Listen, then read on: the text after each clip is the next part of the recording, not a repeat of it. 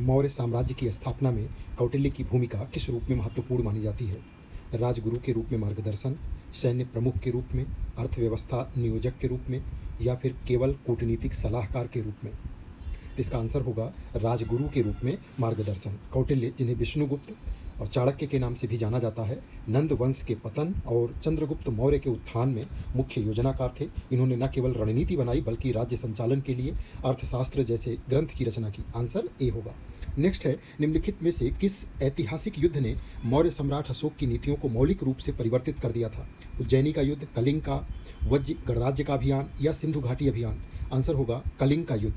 कलिंग युद्ध 261 बीसी में हुआ और भीषण जनहानि ने अशोक को इतना ज़्यादा प्रभावित किया कि उन्होंने हिंसा का परित्याग करके बौद्ध धर्म और धम्म की नीति को अपना लिया।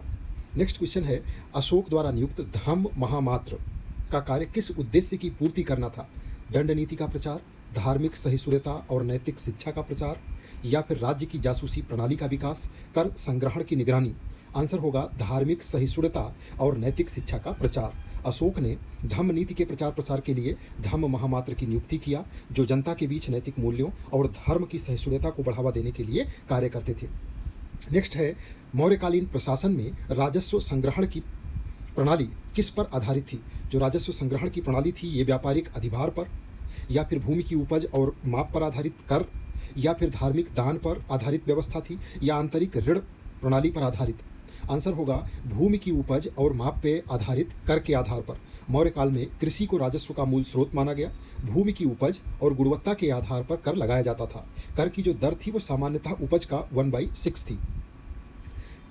नेक्स्ट क्वेश्चन है, अर्थशास्त्र में वर्णित शासन प्रणाली मौर्यकालीन किस पहलू को दर्शाती है? धार्मिक संरचना, ग्राम पंचायत प्रणाली, केंद्रीकृत प्रशासन और आर्थिक नियोजन, या फिर सांस्कृतिक एकरूपता? अर्थशास्त्र में वर्णित शासन प्रणाली मौर्यकालीन किस पहलू को? तो आंसर होगा केंद्रीकृत प्रशासन और आर्थिक नियोजन। अर्थशास्त्र कौटिल्य द्वारा रचित एक राजनीतिक ग्रंथ है जिसमें सम्राट के कर्तव्यों, कर प्रणाली, दंड नीति, जासूसी, कृषि, व्यापार आदि का विस्तृत वर्णन किया गया है। यह अर्थशास्त्र जो है, इसके अंदर सम्राट के कर्तव्य की बात है, कर प्रणाली की बात है, दंड नीति है, जासूसी, कृषि, व्यापार आदि पर। यह मौर्यकालीन केंद्रीकृत राज्य व्यवस्था का प्रमाण है।